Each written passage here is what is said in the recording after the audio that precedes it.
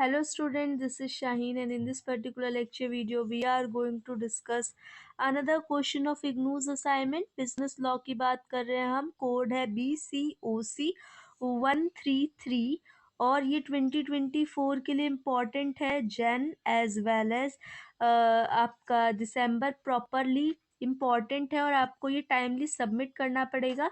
मैं आपको प्रोवाइड कर चुकी हूँ 11 तक क्वेश्चंस के solution plus explanation. Question number 12, 13, 14 आज हम ये असाइनमेंट कंप्लीट कर लेंगे. सबसे पहला क्वेश्चन नंबर 12 है. एक agreement restrain of trade is void. क्या है इसका मतलब? इसकी कोई एक्सेप्शन है तो वो बतानी है. Who can not be a partner. LLP में कौन कौन पार्टनर नहीं बन सकते और वैलिड कॉन्ट्रैक्ट के लिए क्या क्या ज़रूरी चीज़ें हैं. तो इन 3 पॉइंट्स को हम डिस्कस करेंगे. An agreement is restrain of trade is void. इसका क्या मतलब है? ये प्रोविजन अंडर सेक्शन 27 में आता है इंडियन कॉन्ट्रैक्ट एक्ट में.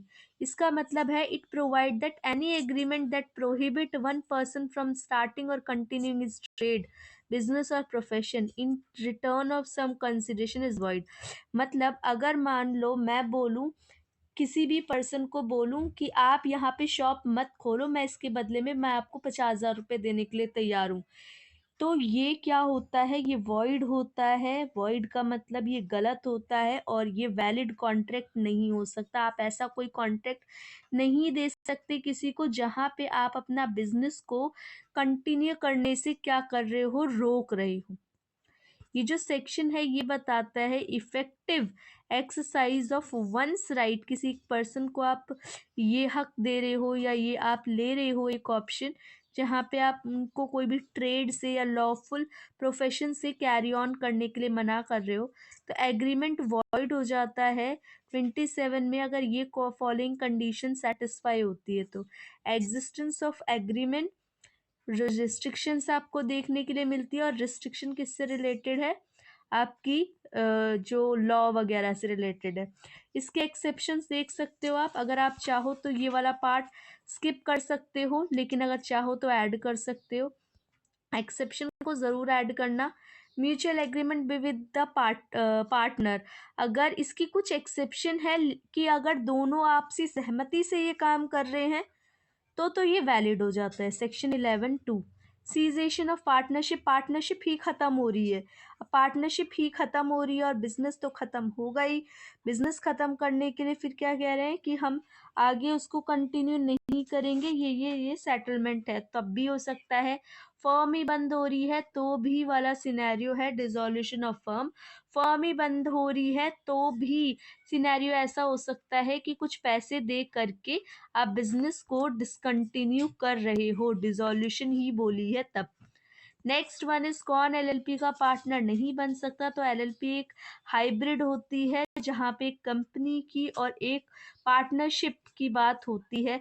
अब एलएलपी में कौन कौन पार्टनर नहीं बन सकते? तो एक इम्पॉर्टेंट पॉइंट ये है कि LLP limited liability partnership 2008 act के अंदर बना था. कौन कौन पार्टनर नहीं बन सकते? सबसे पहले एक कंपनी नहीं बन सकती. An LLP can not be a partner in another LLP. अगर एक पार्टनर एलएलपी में है तो वो किसी और एलएलपी में या किसी और कंपनी में पार्टनर नहीं बन सकता. अगर कोई इंसॉल्वेंट हो गया है, ठीक है, दिवालिया घोषित हो गया है, तब भी वो किसी भी एलएलपी का पार्टनर नहीं बन सकता. किसी भी पर्सन की एज 18 ईयर से कम है, 18 साल से कम है, तो वो भी आपका एलएलपी का पार्टनर नहीं बन सकता. अगर कोई अनसाउंड माइंड है, मतलब उसके दिमागी रूप से ठीक नहीं है, तब भी वो एलएलपी का पार्टनर नहीं बन सकता. Disqualified person, disqualified from acting as a director. Director वगैरह के लिए क्या किया है? मना कर दिया. Director of a company by court, तब भी वो एलएलपी का पार्टनर नहीं बन सकता. पर्सन जो कि जिसने अपना 6th मंथ के करीब जेल में काट के आया है, वो भी एलएलपी का पार्टनर नहीं बन सकता. तो ये इम्पोर्टेंट नोट है कि LLP act does not provide for the appointment of nominee और रिप्रेजेंटेटिव पार्टनर. कंपनीज एक्ट की तरह नहीं होता यहाँ पे. देयरफॉर ओनली नेचुरल पर्सन ही एलएलपी की क्राइटेरिया को फॉलो कर सकते हैं. 14th one question is explain the essential of valid contract। एक वैलिड कॉन्ट्रैक्ट क्या होता है उसकी आपको ज़रूरी विशेषताएं बतानी है, ज़रूरी पॉइंट्स बताने हैं कि एलएल जो आपका कॉन्ट्रैक्ट होता है उसमें कम से कम दो पार्टीज तो होनी चाहिए, ठीक है, एक ऑफरर और एक ऑफरी। मतलब एक जो पार्टी ट्रांसफर कर रही है, दूसरी पार्टी जो गुड्स को रिसीव कर रही है। सामान का होना यहाँ पे ज़रूरी है, गुड्स का होना यहाँ पे ज़रूरी है, सेल और परचेज मतलब एक्सचेंज का भी होना यहाँ पे ज़रूरी है। ट्रांसफ़र ऑफ ऑनरशिप ज़रूरी है, मतलब अगर मैं मोबाइल फ़ोन को सेल कर रही हूँ तो सपोज़ मोबाइल फ़ोन अभी मेरे नाम से है, फिर वो मोबाइल फ़ोन किसी और पर्सन के नाम से हो जाएगा, तो वो क्या हो जाएगी, ऑनरशिप भी ट्रांसफ़र हो जाएगी, पेमेंट के साथ साथ ऑनरशिप भी ट्रांसफ़र हो जाएगी। कंसिडरेशन यहाँ पे इम्पॉर्टेंट है, सपोज प्राइस, कंसिडरेशन का मतलब प्राइस, एक चीज़ के बदले में दूसरी चीज़ का प्राइस इम्पॉर्टेंट है।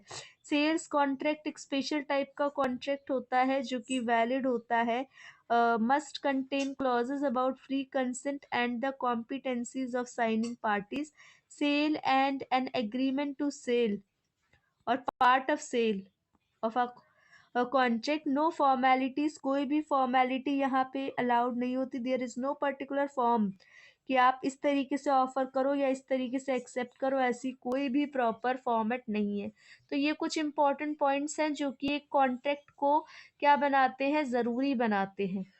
बाकी अगर आप लोगों को ये हो गया है हमारा क्वेश्चन, बाकी आप लोगों को पीडीएफ वगैरह की अवेलेबिलिटी चाहिए तो आप लोग कमेंट सेक्शन में मेंशन कर सकते हो, या हिंदी कंटेंट की अवेलेबिलिटी चाहिए। बाकी आप लोगों से मिलेंगे नेक्स्ट लेक्चर वीडियो में, तब तक आप चैनल को सब्सक्राइब कर दो, शेयर करो video as more as possible. Thank you for watching and be happy students.